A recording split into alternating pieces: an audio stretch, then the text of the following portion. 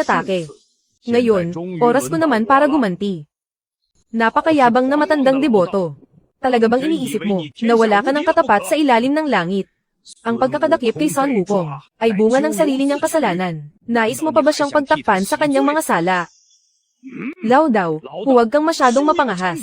Uulitin ng abang lingkod na ito. Walang karapatan ang Tianting at Lingshan na humatol sa kanya. Nais ko lamang ng isang malinaw na paliwanag.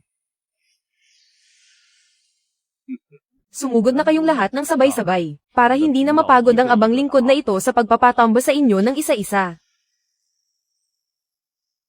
Alang-alang kay Yuanshi. Ilabas niyo na si Rulay. Kung hindi ay jijibin ko ang Lingshan. Sabay-sabay nating ilabas ang ating lakas. Kahit hindi natin siya matalo, kaya nating ikulong ang taong ito. Ang paggapi sa kanya ay hindi lamang para sa Tianting, kundi para na rin maibalik ang dangal ng ating sekta. Patayin siya, huwag tatanggalin ang mahiwagang harang. Maraming salamat sa pagtulong ng Shier Jin Xian. Kung hindi ay ang aming Tianting, ay tiyak na malalagay sa malaking kapahamakan. Kung magpapasalamat kayo, pasalamatan niyo ang aking surot, si Yuanshi Tianzhen. Kapag ang taong ito ay nanghina na sa loob ng harang, ang aming Tianting ay dadalhin siya sa Zon Yaotai upang bitayin. Iniisip niyo bang mapapatay niyo ako gamit ang harang na ito? Hindi maaari, hindi maaari. Kulang pa ang lakas nito, mga alagad ni Yuanshi Tianzhen.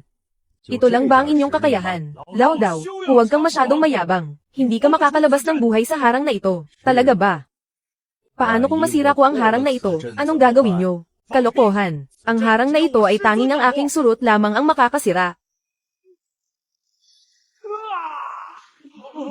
Ang umatake ng tumatagos sa harang, marahil kahit ang surot, ay hindi kayang gawin yun, hindi ba? Ang harang na ito ay hindi masama. Ngunit sa paningin ng abang lingkod na ito ay wala lang. Dahil ganoon ang sitwasyon, bibigyan ko kayo ng sapat na oras para sa kalahating stick ng insenso. Kasama, maaari mo na bang wasakin ang depensa ngayon? Wawasakin na ito sa sandaling ito. Nahanap ko na ang kahinaan ng Porma Sayon. Ang hamak na Wan Xian Shen na ito ay hindi sapat para ako ay mamangha. Bilisan ninyo, ayusin ang lamat sa Wan Xian Shen. Hindi ito dapat hayaang mabasak. Sino pa ang nagnanais na hamanin ang bandaw na ito? Kayong Shier Jin Xian, ilabas ninyo ang lahat ng inyong mga mahiwagang sandata. Lao Dao. Kami ay sumusunod lamang sa utos ng aming Sifu, ang kagalang-galang na Yuanshi Tianzhen, upang dakpin ka. Huwag mong sabihin, magagawa mo pang lumaban sa amin. Kahit gaano ka pa kalakas, hindi ka pa rin uubra sa aming Sifu. Si Yuanshi Tianzhen, sa tingin niyo ba ay ang bandaw na ito ay magbibigay pugay sa kanya? Papuntahin niyo siya rito agad upang harapin ako. Anong gagawin natin? Hindi tayo sapat na malakas para sa taong ito. Ang utos ng ating Sifu ay hindi natin kayang maisakatuparan. Hamak na mumurahing taktika. Hindi ka pa rin ba mamamatay? Paano ito nangyari? Hindi. Ang Tianting ay hindi magpapatalo sa taong ito. Jade Emperor, anong dapat nating gawin? Zhang Yuren, Wang Mu, ang dalawang gamit na ito. Hayaan nyo nang ang bandaw ang mag-ingat para sa inyo. Pagkalipas ng 50,000 taon, kung kayo ay magbabago na at tatalikod sa kasamaan, ibabahagi muli ito ng bandaw sa inyo. Body Ancestor Lao Dao, ibalik mo agad ang aming mga mahiwagang sandata. Lao Dao, tunay ngang ikaw ay malakas, ngunit magagawa mo bang subukan ang sandata sa mga kamay ng bandaw na ito? Ito lang ba?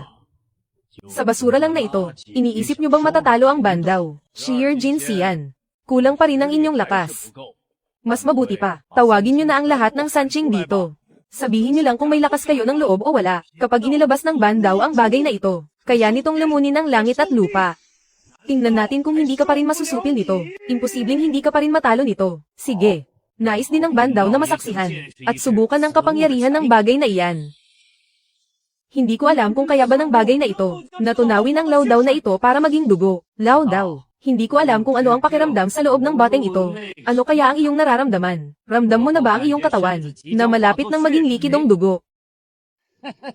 Kahit pa sa sandaling ito, huli na ang lahat para sa iyong pagsisisi. Ang bandaw na ito, ay hindi na magbibigay sa iyo ng anumang pagkakataon. Hindi naman masama ang pakiramdam. Ipagpatuloy nyo lang ang pagpapatindi ng inyong mahika.